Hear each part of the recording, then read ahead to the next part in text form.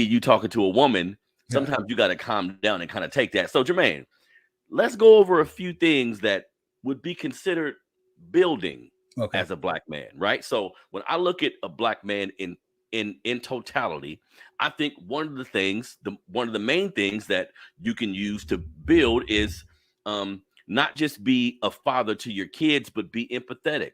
Like the bigger thing you just said is show up for your children. Some of the stuff after that, if you show up with the right intentions, some of the stuff after that can work itself out. So showing up for your kids, showing up for your woman, like making it a point to want to provide. And providing, we say it a lot, but that don't mean having a whole lot of money per se, but just putting yourself in a position to provide whatever you can, right? Yeah.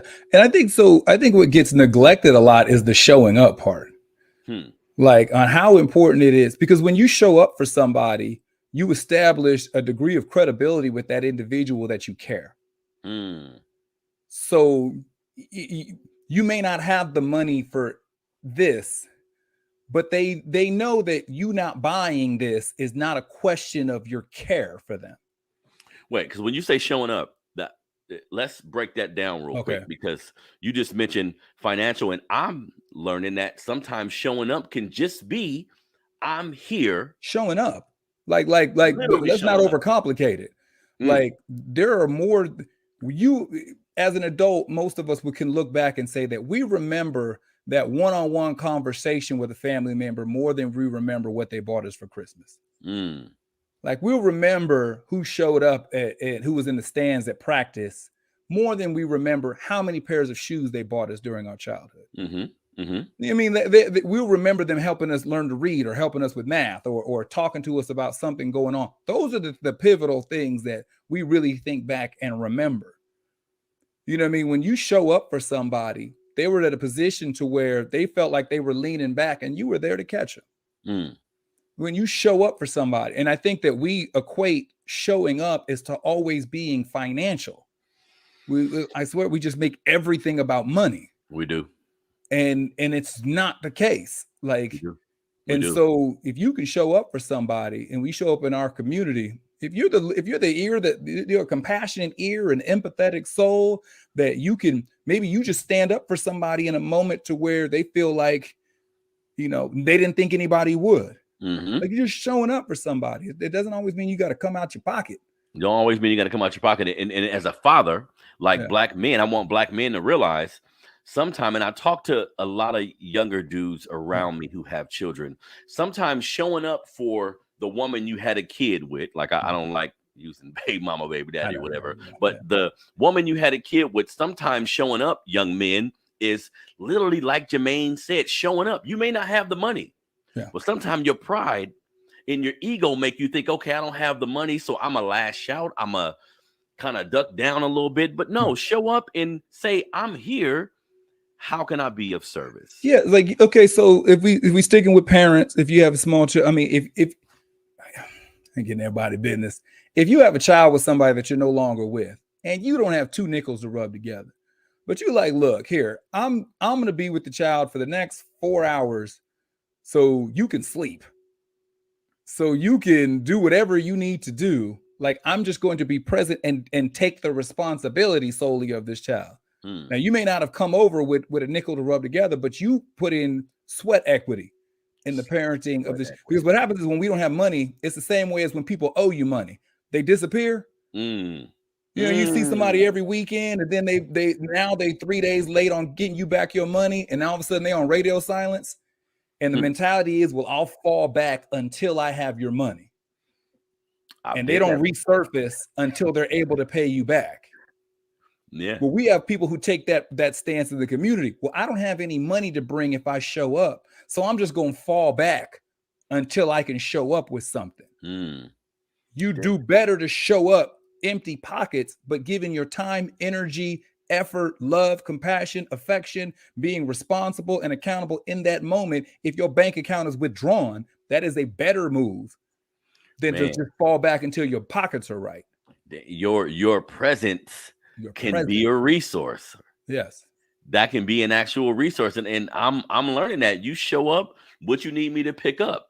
what you need me to watch. You need to talk for a minute, because when we look at like hip hop, Jermaine, and just because we were digging in yesterday to how young black men feel about our women in America.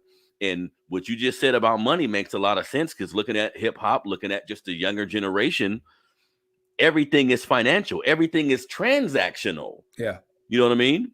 And this is a negative thing when we're talking about growing and being there for people. And we got a lot of things to deal with in the black community, but as far as young black men, how you procreate matters. Yes. Who you decide to procreate with matters. I'm learning a new thing where I say, Jermaine, looking at a situation with our people or anybody, I'm like, damn, every part of this situation matters. How it started, who's involved, who has the money, who don't have. You got to look at everything if you really want to solve the problem. You know what I mean? Yeah. And being beyond yourself. Like, and so I think sometimes we get into these dynamics of what about children and relationships where you're not together anymore. Well, I say before you even get to that point, like how you treat women when you don't have children.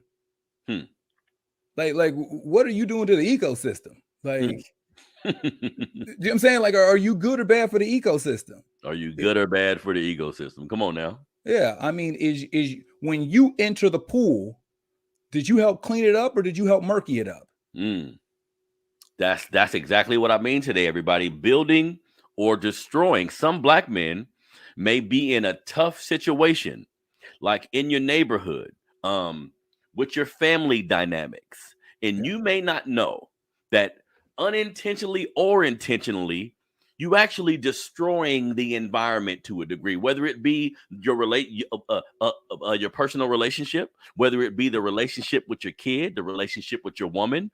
If you don't step back and take a look at who you are and the decisions you've made so far, you can find yourself in the situation where you're causing more trauma in the situation than helping it. Yeah. I mean, you can't count how many dudes take the stance of dating as a trial and error to where we will leave a trail of damage to women until we decide we want to act right with the right one.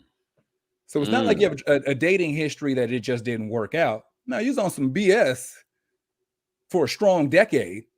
And then you left all these bodies in the wake until you decided, okay, well, now I'm quote unquote mature or quote unquote grown up. Now I found the right woman. She changed me. No, but it's like, look at what you did on the way here. Look at what you did in the woman who now have a hard time trusting men. Yeah.